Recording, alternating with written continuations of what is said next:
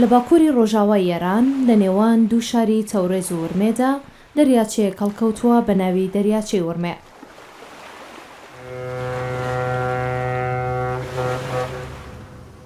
ئەم دەریاچەیە بە پانتای نزیکەی 6,000 کیلۆمەتری دووجایە، گەورەترین دەریاچەی ئێران و دەریاچەی ئاوی سوێری ڕۆژهەڵاتی ناوەڕاست و دووەمین دەریاچەی مەزنی ئاوی سوێری جیهانە. درێژی ئەم دەریاچەیە 140 کیلۆمەترە و پانترین شوێنی 55 کیلۆمەتر و قوڵترین شوێنی دەگاتە 16 مەتر.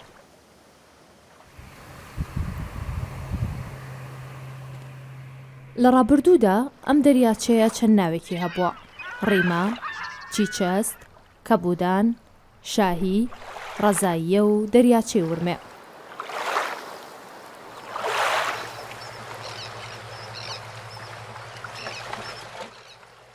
وشەی ورمێ لە دوو وشەی لێکدراوی ئاشووریەوە هاتووە: ور بە مانای شار و مێ بە مانای ئاو، واتە شاری ئاو.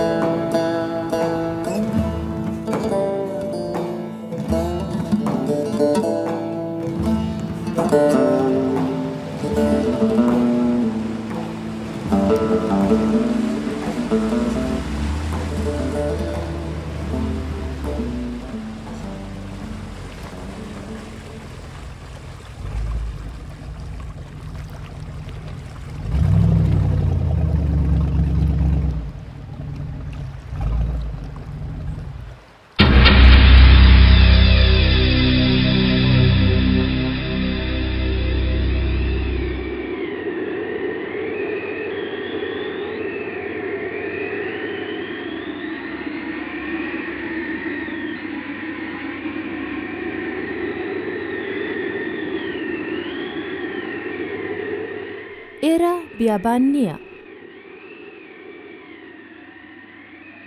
ئێرە شۆڕەکات نییە، ئێرە دەریاچەی ورمەیە.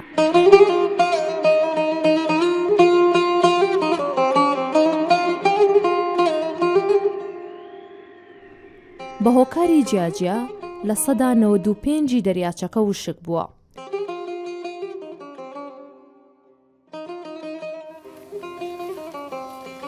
دەریاچەیەک کە بەردەوام بۆ مرۆڤەکان و بوونەوەرەکانی دیکەش سەرچاوی ژیان و ڕۆڵێکی بەرچاوی لە پاراستنی ژینگە و سروشت و ژیانی ناوچەکەدا هەبووە.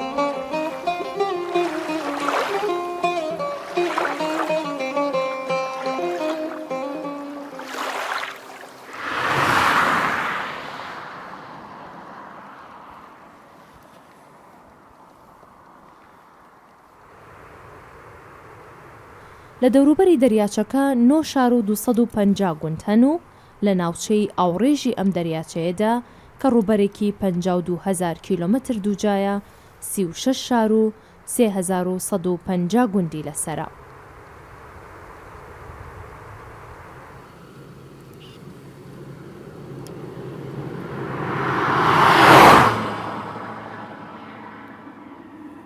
لە ساڵی 1997ەوە ڕۆژی کشانەوەی ئاوی دەریاچەکە و وشکبوون دەستی پێکردووە.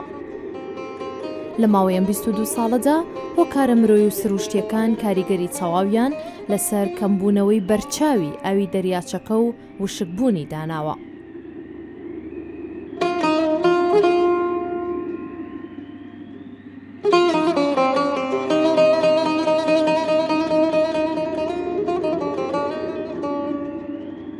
پێشەو ماوەیە بارستایی ئاوی دەریاچەکە 32 میلیارد مەتر سێجا بووە و ساڵانە بە شێوەی مامناوەند 6 میلیارد مەتر سێجا ئاو دەڕژایە دەریاچەکەوە.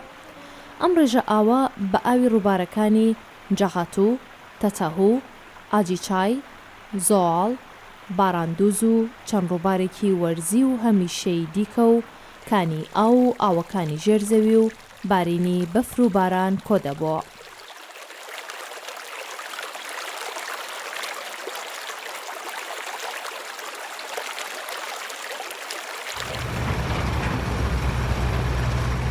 لەم دوودەیەی دواییدا دروستکردنی 35 بەنداو لە ناوچەی ئاوڕێژی دەریاچەی ورمێ و پارێزگاکانی ئازەربایجانی ڕۆژهەڵات و ڕۆژاوا ڕێی لە چوونە ژوورەوەی بەشێکی سەرەکی ئاوی ڕووبارەکان بۆ ناو دەریاچەکە گرتووە.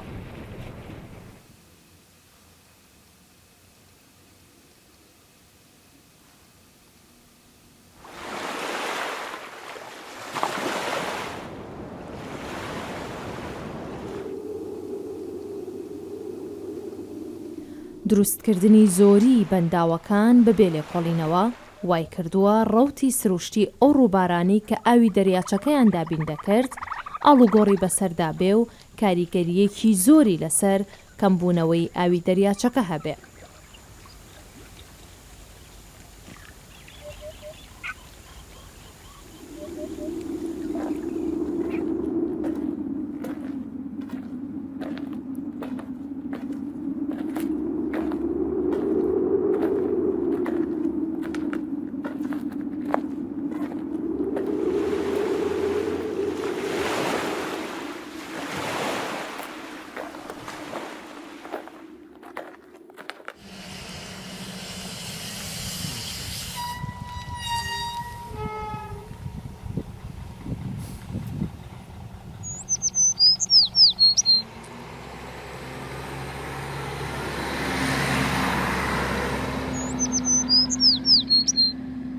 بە سەرنجدان لەو ڕاستیەی زیاتر لە 70% خەڵکی ورمێ وەرزێڕن لەم چەندەی دواییدا کار و هەوڵە کشتوکاڵیەکانی ئەم ناوچەیە گەشەیەکی بەرچاوی بەخۆ دیوە و ئێستا نزیکەی لە 46% زەویوزاری دەوروبەری دەریاچەی ورمێ بۆ کشتوکاڵ کەڵێکیان لێوەردەگیرێ.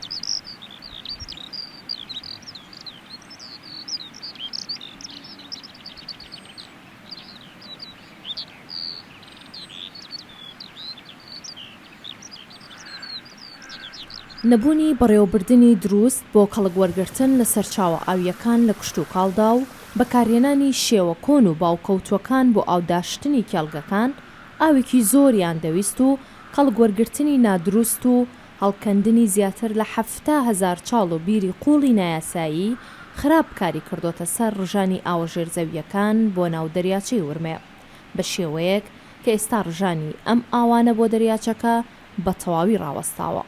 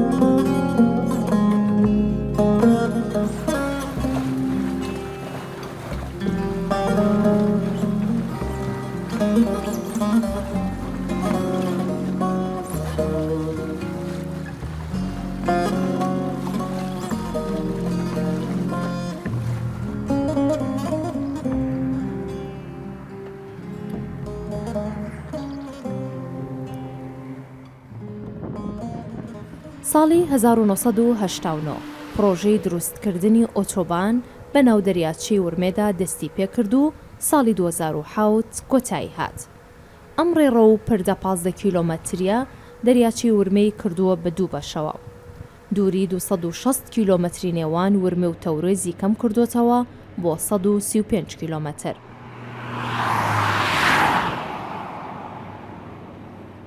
لە درێژایی 15 کیلۆمەتری ئەم ڕێگایە تەنها دەریچەیەکی 1200 مەتری بۆ هاتووچۆ و تەوژمی ئاوی دوولای دەریاچەکە دابین کراوە. ئەم کارە بۆتەوەی سستکردنی تەوژمی ئاسایی دەریاچەکە و چیدی ناتوانێت پلەی گەرمی خۆی بەهۆی سوڕانی ئاوەوە ڕێک بخات. ئەمەش بۆتە هۆی بەرزبوونەوەی گەرمای ئاوەکە و زیادکردنی بوونە هەڵمی ئاوەکە. بەمەش سوێربوونی لە ڕادەبەدەری ئاو و گۆڕانی ئیکۆسیستمی دەریاچەکە و وشکبوونی لێ دەکەوێتەوە.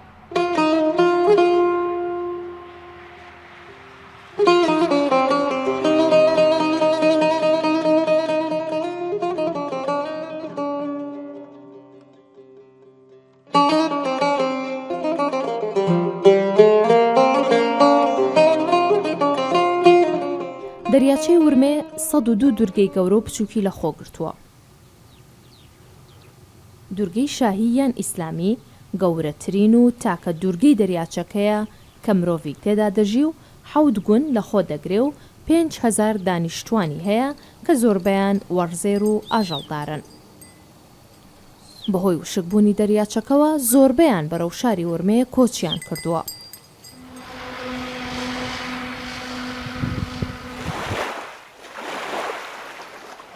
دوورگەی مشتی عوسمان بچووکترین دوورگەی دەریاچەی ورمێ و تێکەڵ بە وشکانی بووە.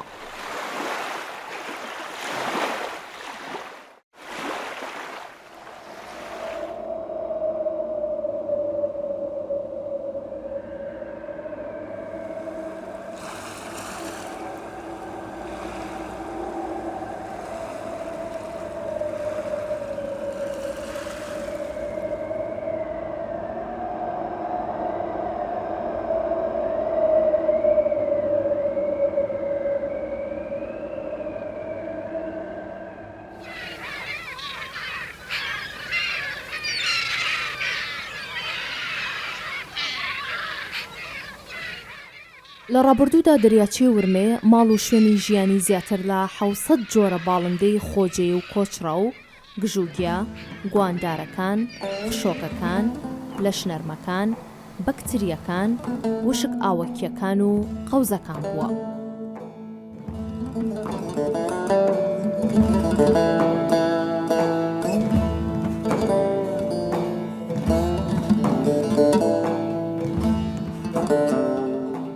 دەریاچەی ورمێ ساڵی 1970 لە لیستی پارکە نەتەوەییەکانی ئێراندا تۆمار کراوە. ساڵی 1976 ڕێکخراوی یونسکۆ وەک ناوچەی پارێزراوە و میراتی ژینگەیی هەساری زەوی تۆماری کردووە.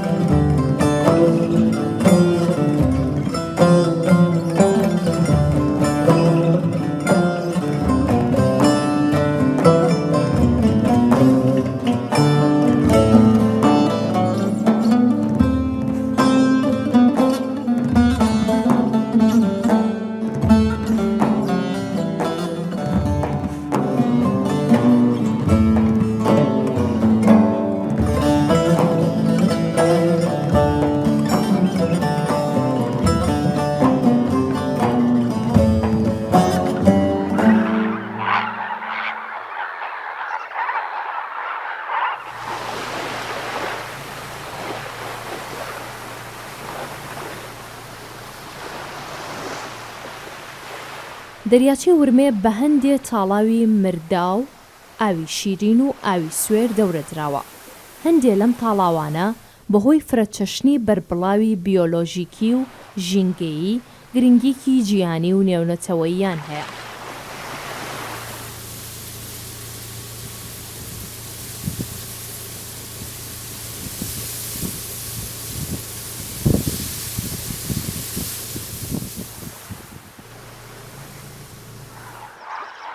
دوورگە و هەروەها تاڵاوە نێونەتەوەییەکانی ئەم دەریاچەیە ژینگەیەکی زۆر گرنگ بوون بۆ ئاژەڵ و باڵندە خۆجێی و کۆچڕەوەکان کە هەموو ساڵێک لە وەرزی کۆچدا دەیان هەزار جووت باڵندەی لە خۆ دەگرت. باڵندەی وەک فلامینگۆ، کەڵک، لەکلەک، مراوی و گەلێک باڵندەی جۆراوجۆری دیکە. بۆهۆی دابەزینی ئاوی دەریاچەکە و وشکبوونی بەشی هەرە زۆری ئەم تاڵاوانە لە ناوچوون، جگە لە بەشێکی کەمیان کە ئاو لە بڕک و زیادەی بەنداوەکان دەگرن هیچی لێ نەماوە.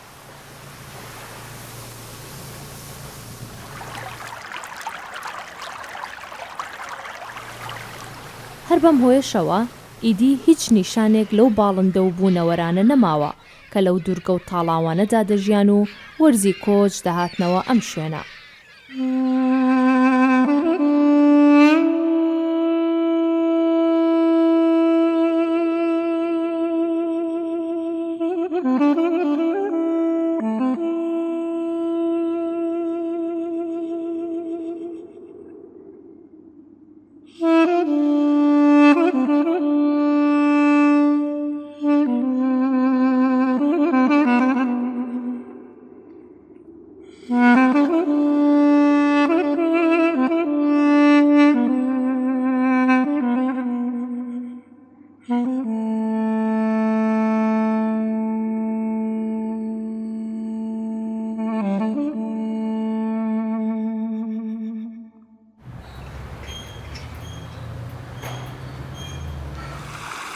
نزیکەی 200 ساڵ لەمەوبەر لە سەرەتاکانی سەردەمی قاجاردا هێڵی کەشتیوانی و لەنگەرگە لە دەریاچەی ورمێدا دامەزرا.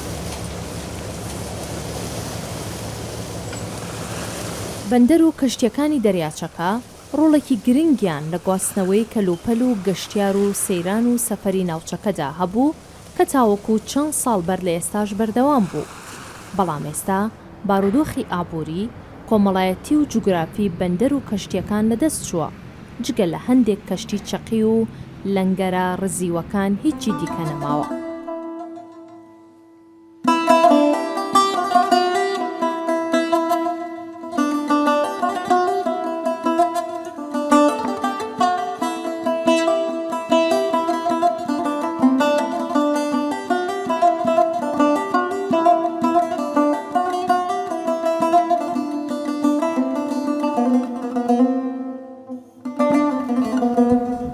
یەکێک لە هۆکارە سەرەکیەکانی سوێربوونی لە ڕادەبەدەری ئاوی دەریاچەی ورمێ ڕژانی ئاوی ڕووباری ئاجیچای یا تاڵە چەمەیە بۆ ناو دەریاچەکە. بەردەوامی وشکبوون و کشانەوەی ئاوی دەریاچەکە و نیشتنی بارستایی زۆری خوێ لە دەریاچەکەدا کە بە 8 ملیار تۆن مەزەندە دەکرێت، شۆڕەکاتێک بە پانتایی 150,000 هێکتار دروست دەبێ و لە ئاکامی هەڵکردنی بادا وەکو دەنکی وردە تۆز بۆ 500 کیلۆمەتر بە چواردەوری خۆیدا لە هەوادا بڵاو دەبێتەوە.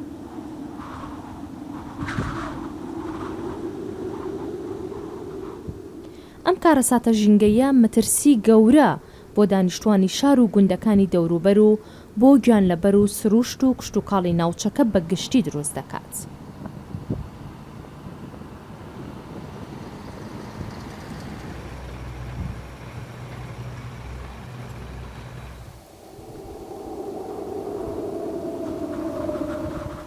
بوونی ناوچەکە بە وشکەڕۆ و شۆڕەکات، هەڵکردنی بای خوێیاوی لە ناوچوونی زەویە کشتوکاڵیەکان و سووتانەوەی دار و درەخت و گژوگیاکان بەهۆی ئەو بایانەوە کە خوێیان لەگەڵا، لە ناوچوونی سروشت و ژینگە، نەخۆشی و ئەندامی هەناسە، شێرپەنجە، ئاوەرەبوون و کۆچی زیاتر لە 10 ملیۆن دانیشتووی ناوچەکە و پارێزگاکانی دەوروبەر، ڕاوەستانی گەشت و گەشتیاری، هەژاری و بێکاری خەڵکی ناوچەکە، زیادبوونی خەرجی دەوڵەت بۆ دابینکردنی پێداویستە سەرەکیەکانی خەڵک وەکو ئاوی پاک و خاوێن و پەروەردە و فێرکاری، ئەو ئەنجامانن کە لە پاش وشکبوونی تەواوی دەریاچەی ورمێدا ڕوودەدەن.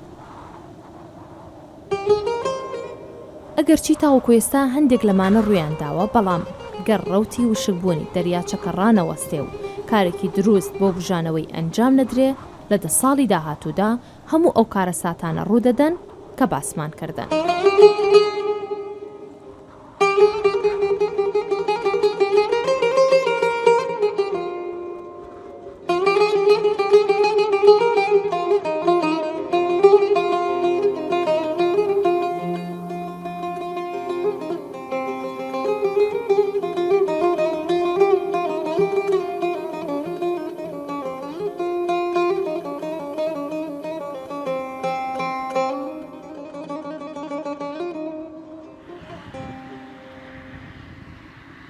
ساڵانەی دواییدا لەلایەن دەوڵەت ڕێکخراوی پاراستنی ژینگەی ئێران، وەزارەتی کشت و کاڵ، ناوەندی زیندووکردنەوەی دەریاچەی ورمێ و چەندین بنکە و دامەزراوەی دیکە و هەروەها کۆمەڵانی خەڵکەوە هەندێک کار و ڕێوشوێن گیراونەتە بەر بۆ بژانەوە و ڕێگری لە وشکبوونی دەریاچەی ورمێ، وەک ڕژاندنی ئاوی بەنداوەکان بۆ ناو دەریاچە، خاوێنکردنەوەی ڕووبارەکان بۆ خێراترکردنی ڕەوتی ئاو بەرەو دەریاچەکە، گۆڕین و چاکسازی شێوەی کشت و کاڵ و بەرەنگاربوونەوەی کەڵک وەرگرتنی نادروست لە ئاوەکانی ژێرزەوی و ئاوە سەرچاوەییەکان و چەند پرۆژەی دیکە. ئەم کارانە گەرچی تاوەکو ڕادەیەکی زۆر کەم ڕەوتی وشکبوونی دەریاچەکەیان ئارامتر کردووە، بەڵام بە هیچ شێوەیەک نەیانتوانیوە ڕەوتی وشکبوونەوەکە بوەستێنن.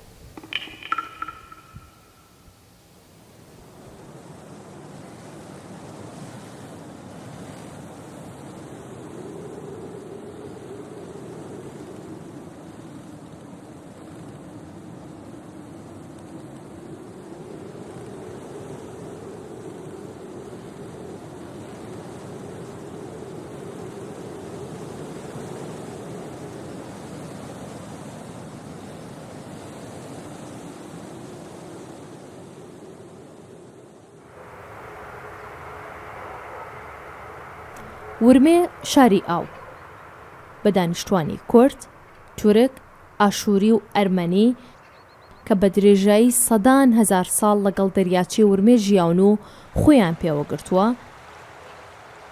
دەریاچەیەک کە بەردەوام بۆ دانیشتوانی دەوروبەری سەرچاوەی جوانی، ژیان و خێر و بەرەکەت بووە و لە بواری ئابووری، کۆمەڵایەتی، سیاسی و جوگرافیایی بە درێژایی مێژوو پشتیوانی خەڵکی ئەم ناوچەیە بووە و ژیانی پێبەخشیون.